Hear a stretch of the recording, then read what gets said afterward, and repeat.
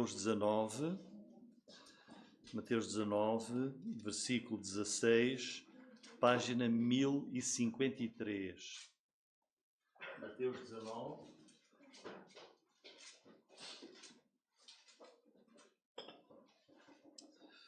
Mateus 19, versículo 16.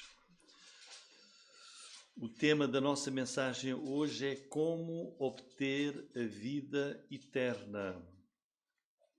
Vida eterna. Como obter a vida eterna. Mateus capítulo 19, versículo 16.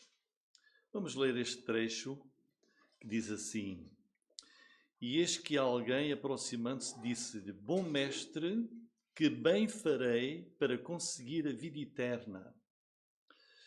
E ele disse-lhe: Por que me chamas bom? Não há bom senão um só, que é Deus. Se queres, porém, entrar na vida, guarda os mandamentos.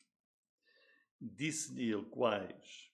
E Jesus disse: Não matarás, não cometerás adultério, não furtarás, não dirás falso testemunho, honra teu pai e tua mãe, e amarás o teu próximo como a ti mesmo. Disse-lhe o jovem: Tudo isso tenho guardado desde a minha mocidade. Que me falta ainda? Disse Jesus: Se queres ser perfeito, vai, vende tudo o que tens, dá aos pobres e terás um tesouro no céu. E vem e segue-me. E o jovem, ouvindo esta palavra, retirou-se triste, porque possuía muitas propriedades. Disse então Jesus aos seus discípulos: Em verdade vos digo que é difícil entrar um rico no reino dos céus. E outra vez vos digo que é mais fácil passar um camelo pelo fundo de uma agulha do que entrar um rico no reino de Deus. Seus discípulos, ouvindo isto, admiraram-se muito, dizendo: Quem poderá, pois, salvar-se? E Jesus, olhando para eles, disse-lhes: Aos homens é isso impossível, mas a Deus tudo é possível. Até aqui, irmãos, como obter a vida eterna. Estamos a prosseguir o estudo do Evangelho de Mateus, versículo a versículo, capítulo a capítulo, e agora, neste trecho que nós acabamos de ler, temos aqui o detalhe de uma conversa entre o nosso Senhor Jesus Cristo, uma conversa entre Jesus e um jovem. Um jovem que o procurou com um tema importantíssimo.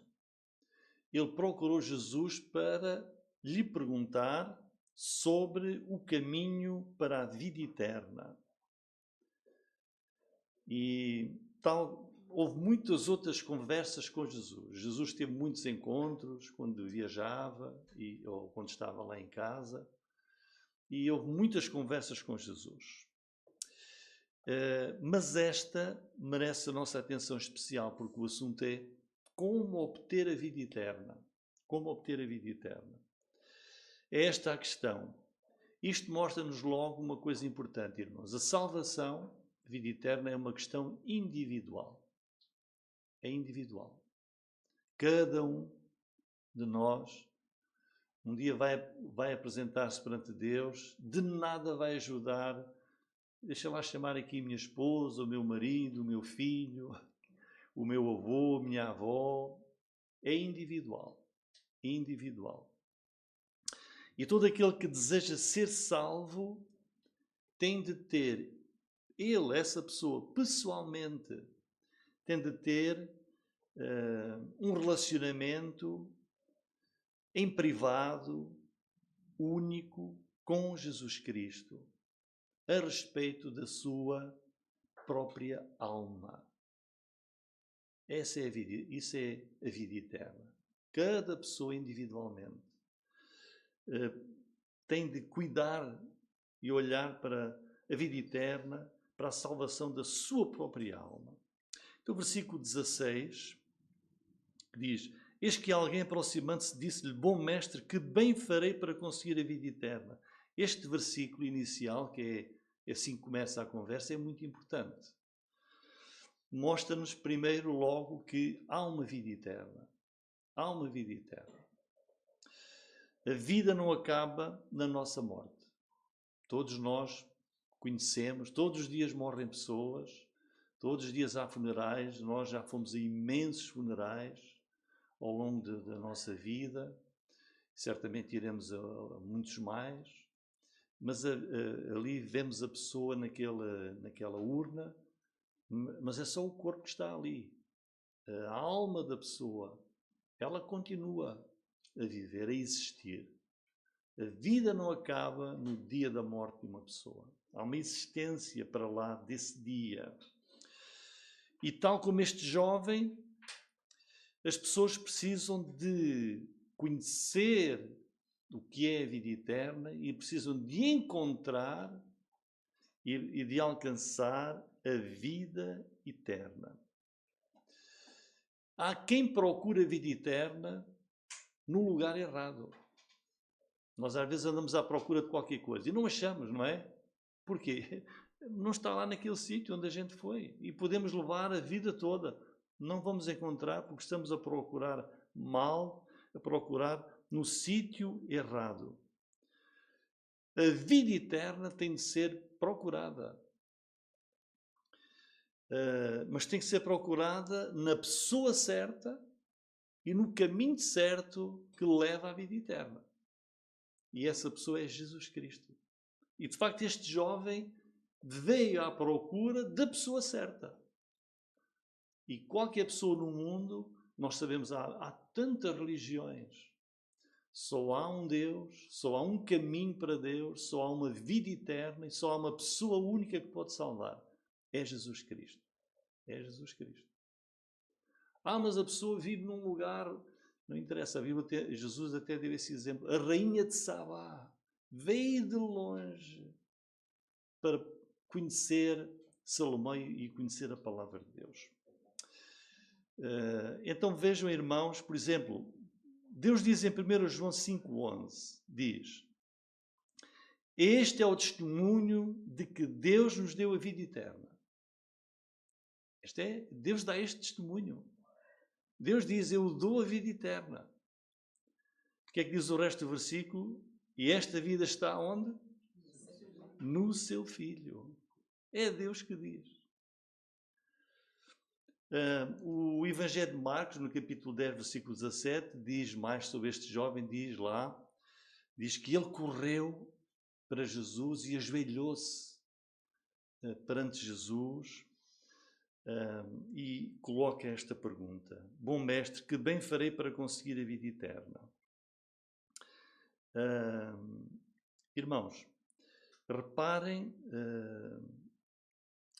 numa coisa importante. No engano do mundo. O mundo procura a vida eterna em tantas coisas.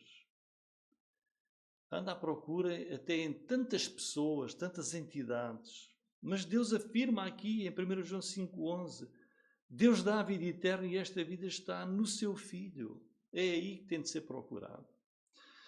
Irmãos, neste versículo 16, praticamente, ou quase tudo o que nós podemos conhecer deste jovem está aqui neste versículo 16.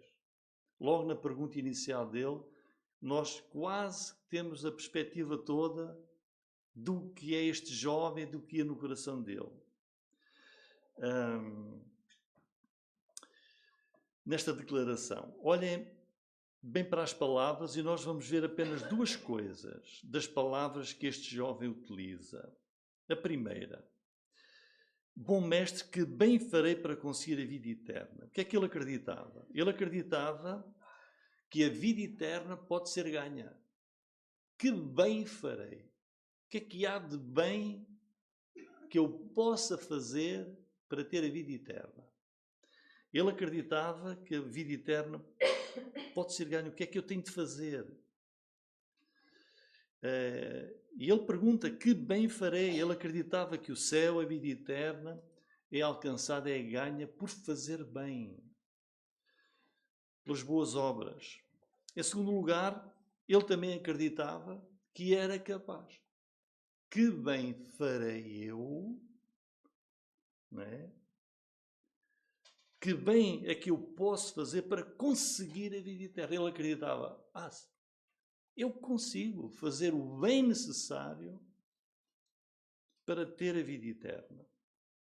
Ele achava que pessoalmente era capaz de ser suficientemente bom, pessoalmente de fazer suficientes boas coisas para ganhar a vida eterna.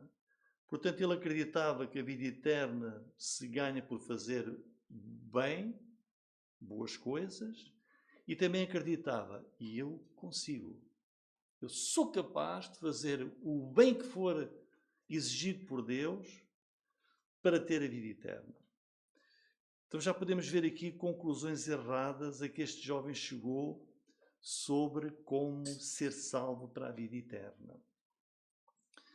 E a nossa esperança é que as pessoas não fiquem neste erro, confiando nisto,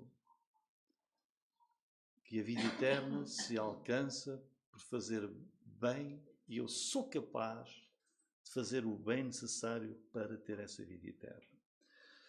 E no versículo 17, Jesus vai perguntar. Jesus disse-lhe, por que me chamas bom? Não há bom senão um só, que é Deus. Então Jesus, que conhece o coração deste jovem, inicia a conversa com ele e vai usar as conclusões erradas do jovem para tentar despertá-lo. E Jesus pergunta, por que é que me chamas bom? Não há bom senão um só, que é Deus. Então vamos parar aqui um bocadinho. Com estas palavras, Jesus já respondeu ao jovem. Já lhe respondeu. Como é que já respondeu? Jesus disse a este jovem, diz a nós e diz a qualquer pessoa, olha, tu não és bom. Tu não és bom. Só existe um bom. Um bom. E não és tu. Tu não és bom o suficiente aos olhos de Deus. Vamos pensar bem nisto, irmãos. Todos nós não fazemos coisas boas. Todos nós fazemos coisas boas. E nós ouvimos de pessoas que fazem coisas extraordinárias, mesmo boas. Atos extraordinários, de auxílio, coisas fantásticas. E nós dizemos, olha o que o João fez, que pessoa boa. E fez. E nós sabemos que sim. Mas Jesus está aqui a dizer que o único bom é Deus. O único bom, perfeitamente bom, aceitavelmente bom, é Deus. Mas como aquele jovem insiste e persiste em achar que é bom, que a vida eterna se ganha por fazer boas obras, Jesus vai procurar provar-lhe o contrário. E vai procurar mostrar-lhe que ele, o jovem, nunca conseguirá fazer nem ser o bom necessário que possa ser aceito pelo Deus justo. Nunca. E por isso Jesus prossegue e diz-lhe, olha, em primeiro lugar, olha, só um que é bom, que é Deus. Mas se queres por entrar na vida eterna, então Jesus analisou o coração dele e vai na linha dele, diz, olha então, guarda os mandamentos. Guarda os mandamentos. E com isto Jesus quer dizer, guardar, quer dizer, obedece, o que Jesus lhe diz é, olha, obedece perfeitamente, guarda os mandamentos. Mas, diz, olha, não é só hoje, guarda os mandamentos amanhã. Guarda os mandamentos de Deus depois da manhã. Quais? Jesus vai continuar a falar, vai dizer, todos. Deus tem os mandamentos e diz, olha, se não conseguires este, faz este. Será que diz isso? Não. Diz, Deus é justo na sua justiça, diz, esta é a minha lei, guarda a minha lei. Guarda os mandamentos. E disse-lhe, olha a desfaçatez do jovem, a falar com o Filho de Deus, os mandamentos, mas quais? Isto é incrível, não é? A falar com o Filho de Deus e os mandamentos, mas quais mandamentos? Ora, diz lá aí um qualquer que isso para mim não tem nenhum problema. Olhem, num outro evangelho, penso que é Lucas, diz que Jesus amou, no final diz, Jesus olhou para ele e amou, e viu que realmente ele não estava disposto. E Jesus, em amor e paciência, diz, olha, versículo 18, não matarás, não cometerás adultério, não furtarás, não dirás falso testemunho, honra teu pai e tua mãe e amarás o teu próximo como a ti mesmo. Então Jesus disse, obedece, guarda, obedece perfeitamente aos mandamentos. Sabe o que é que Tiago 2,10 diz? Tiago 2,10 diz aquilo que todos os judeus sabiam.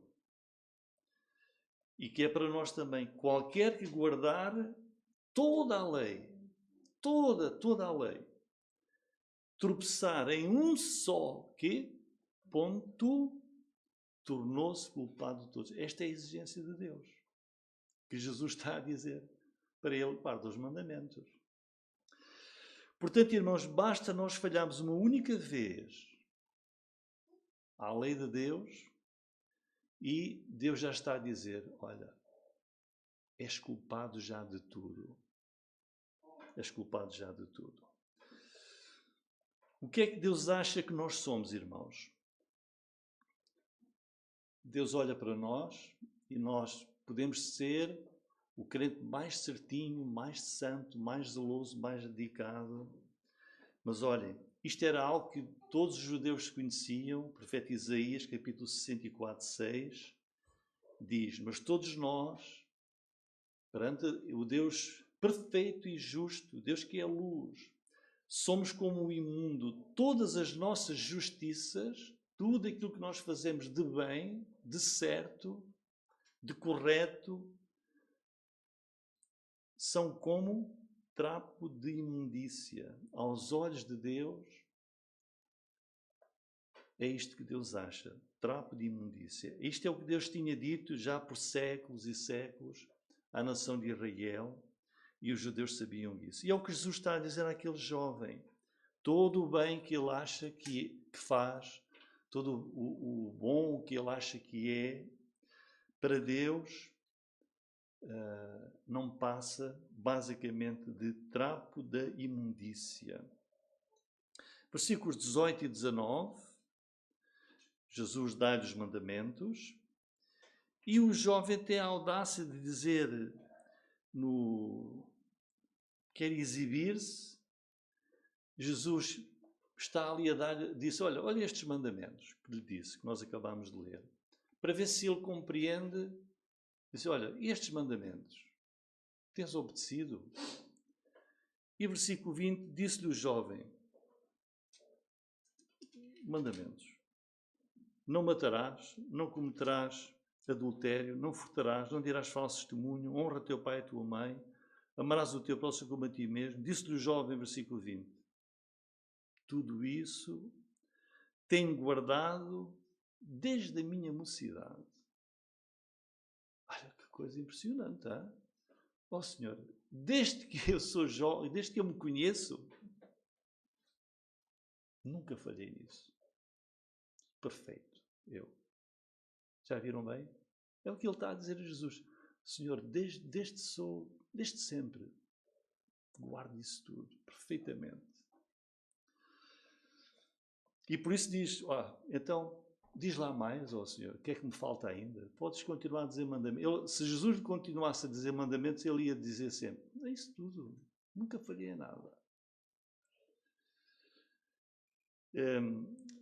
Quando nós fazemos evangelismo, nós podemos achar que isto aqui é um exagero. Mas, irmãos, se nós pensarmos bem, quando nós falamos às pessoas, olha, como é que acha que se vai para a vida eterna? Já sabe que Deus tem a sua lei?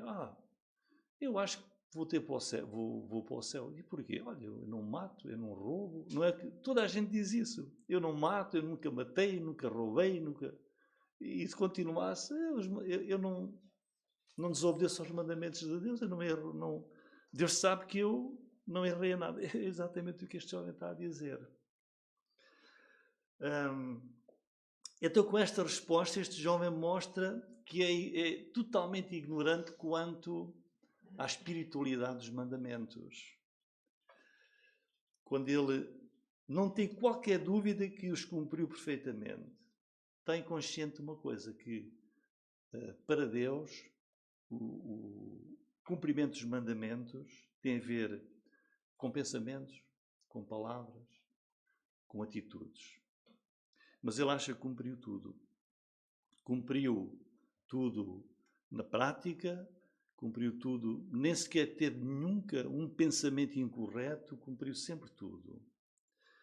Ou seja, ele não se assume pecador e não tem consciência realmente de quem é Deus e não tem consciência sequer do pecado. Que me falta ainda, diz ele, pergunta a Jesus. E agora vamos saber mais sobre o jovem, porque ele está a falar com Jesus Cristo. E no versículo 21, disse Jesus: se queres ser perfeito, vai, vende tudo o que tens e dá aos pobres e terás um tesouro no céu, e vem e segue-me. O jovem, vindo esta palavra, retirou-se triste porque possuía muitas propriedades. Então, no caso deste jovem, o que é que nós aprendemos agora? Que lá no íntimo do seu coração, ele acalentava um ídolo. Um grande ídolo. Que é o tipo de ídolo que pode arruinar a alma de uma pessoa para sempre. Jesus, que conhecia bem o íntimo dele e de cada pessoa, vai aqui revelar o grande pecado que controlava aquele jovem, que o dominava, que o cativava, que era precisamente a idolatria das riquezas. Jesus, com aquela mesma palavra que prescruta, disse à mulher samaritana: vai e chama teu marido. Tocou logo no ponto, não é? Eu não tenho marido. Mas Jesus tocou logo no ponto. Era o ponto fulcral da mulher samaritana. Estiveram ali a falar, Jesus ali a ganhar confiança, e depois vai ao ponto certo. E agora vai ao ponto certo do jovem. É? Então, olha, vende tudo o que tens, dá aos pobres, vem e segue-me.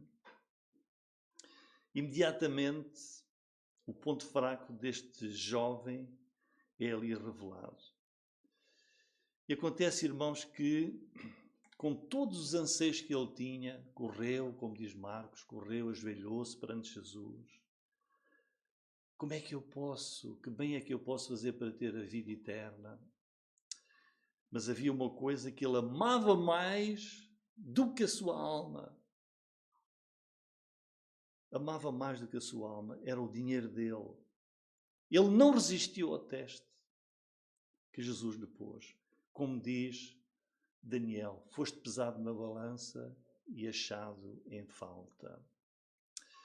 E a história deste encontro, desta conversa, termina com palavras fortes e duras, até tristes. Versículo 22, o jovem, vindo esta palavra, retirou-se triste porque possuía muitas propriedades. O jovem tinha lá aquele ídolo no seu coração. A minha riqueza, os meus bens, aquilo que me dá confiança, aquilo que eu gosto de ter cada vez mais.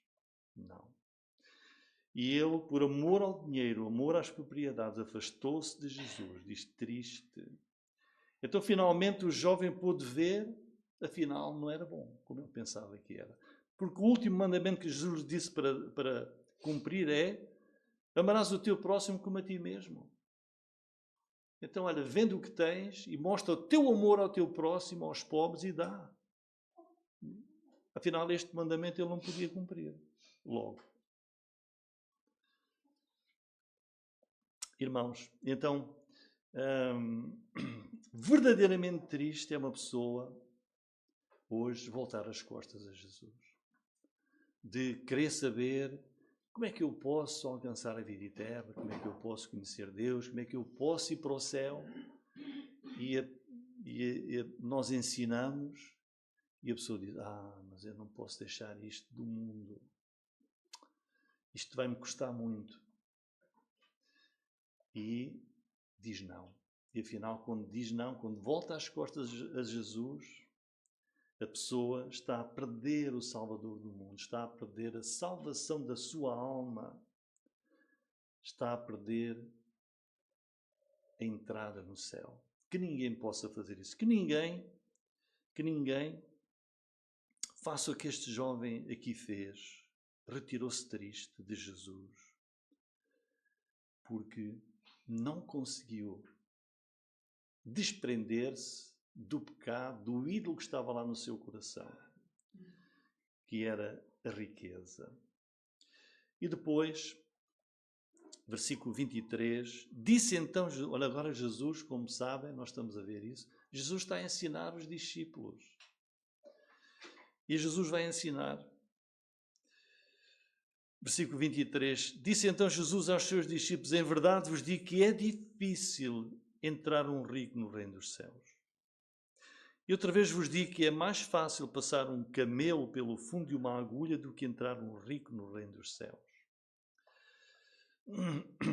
O final da conversa com aquele jovem dá origem a uma lição profunda de Jesus aos seus apóstolos, que é esta. A lição é esta e é para nós. O imenso perigo que as riquezas trazem para a alma daqueles que possuem essas riquezas. É um perigo.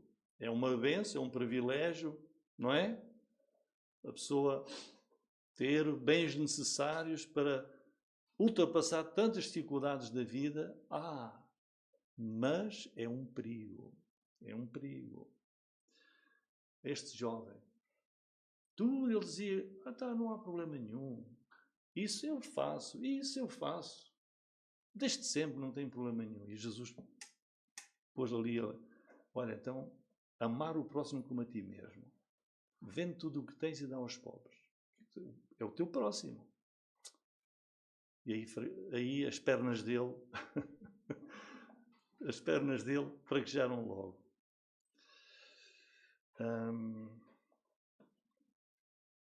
Houve uma pessoa muito rica também, lembram-se? Baixinha. Esse estava disposto aqui a dar 4 vezes mais. Estão a ver a diferença? A diferença. Portanto, o Senhor Jesus então declara ali que é difícil entrar um rico no reino dos céus.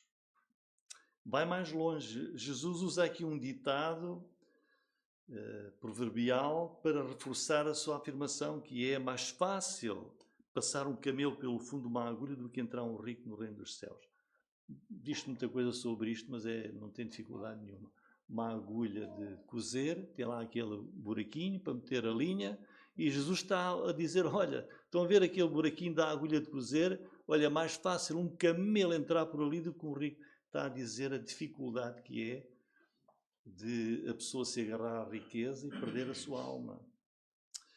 E com esta ilustração, irmão, Jesus quer mostrar que as riquezas podem levar uma pessoa a perder a vida eterna.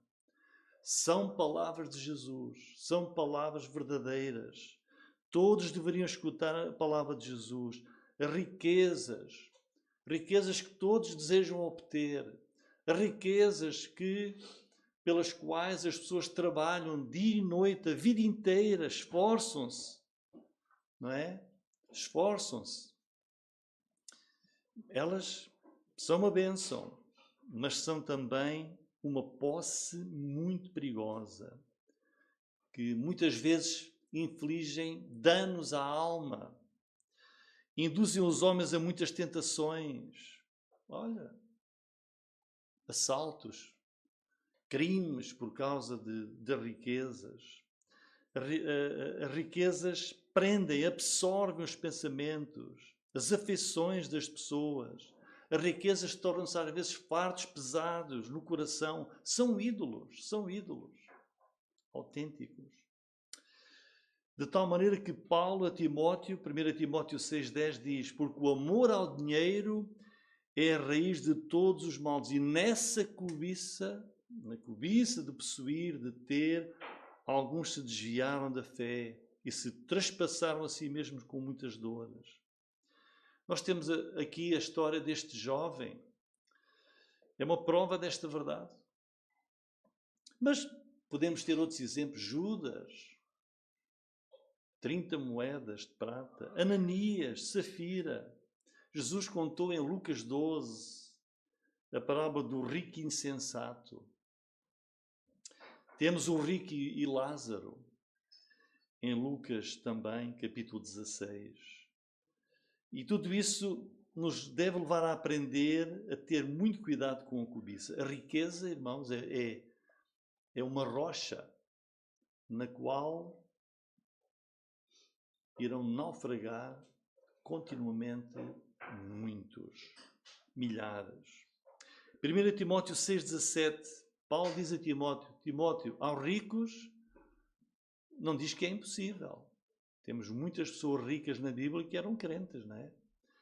Diz, Timóteo, aos ricos deste mundo, manda, não sejam altivos, não sejam orgulhosos, não ponham a esperança na incerteza das riquezas. Não, ponham a esperança onde? No Deus vivo, em Cristo. Versículo 25, os seus discípulos ouvindo isto, que é dizer, é muito difícil um rico entrar no reino dos céus. Os seus discípulos ouvindo isto admiraram-se muito, dizendo, quem poderá pois salvar-se? Quem é que se pode salvar? Se um rico não pode, então quem é que pode? E Jesus, olhando para eles, disse, aos homens é isso impossível, mas a Deus tudo é possível. Portanto, Jesus está a voltar ao princípio. A salvação aos homens é impossível. O homem não pode salvar-se a si mesmo.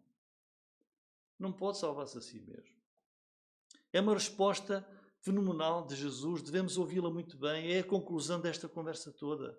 Aquele jovem, qualquer pessoa que possa perguntar o que é que eu tenho de fazer de bem para ter a vida eterna, é impossível, diz Jesus. É impossível, não há nada de bem que tu possas fazer que seja suficientemente bom aos olhos de Deus para teres vida eterna, para poderes ir para o céu. É impossível a salvação em termos humanos.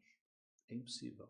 Tanto é impossível que aquele jovem, que pensava que era, o que é que ele fez? Foi-se embora. Humanamente não é possível.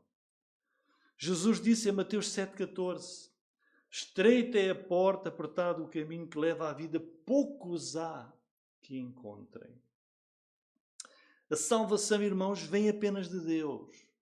Aos homens é impossível. Mas Jesus diz, mas a Deus tudo é possível. Aos homens não é possível, mas para Deus, a salvação é possível para Deus.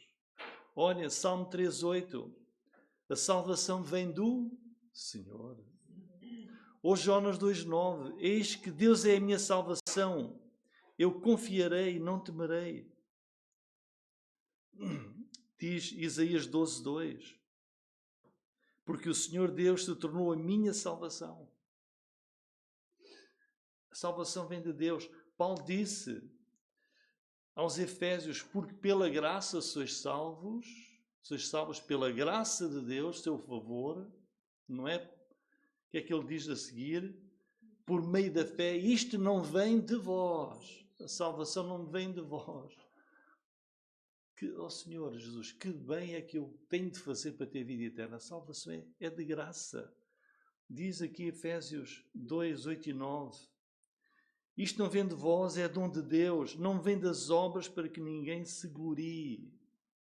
Aquele jovem não se podia gabar. Os mandamentos, eu já guardei isso tudo desde a minha mocidade. Não, a salvação vem de Deus, é da graça de Deus, é o favor de Deus. Porque para Deus tudo é possível. Irmãos, para a salvação que é de Deus, foi necessária a cruz. Como é que alguém pode pensar que pode fazer alguma coisa para se salvar? Foi preciso Deus mandar o seu Filho. Foi preciso Jesus ir à cruz.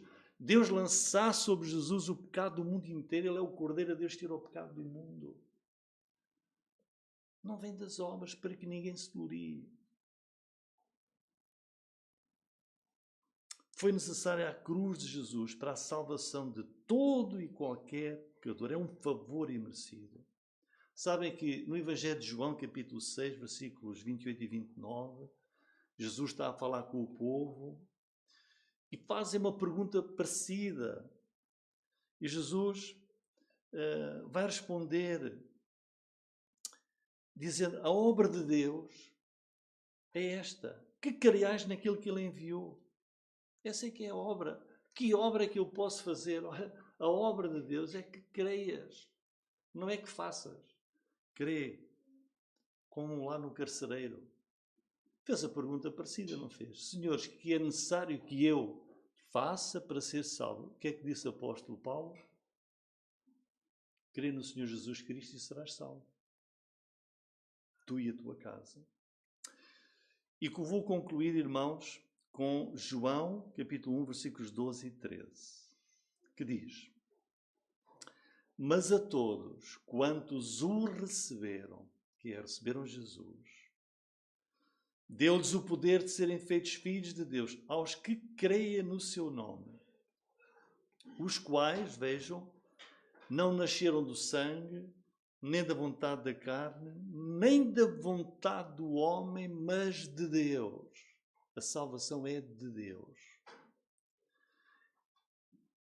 Deus é que tem de fazer isso. É trabalho do Espírito Santo. Vejam, irmãos, naquele dia, o jovem perdeu a oportunidade de receber de graça a vida eterna. Bastava apenas crer no Salvador Jesus. Mas diz a palavra de Deus que ele se retirou triste, afastou-se. Enquanto que João 1,12 diz que temos de fazer o oposto. Não é afastar-se de Jesus. Temos mas a todos quantos o receberam. O jovem retirou-se triste. E a palavra de Deus diz: todos, não os que se retiram, os que o recebem, todos vão ter a vida eterna. Escolhe Jesus, recebe Jesus. Glória ao nome do Senhor. Amém.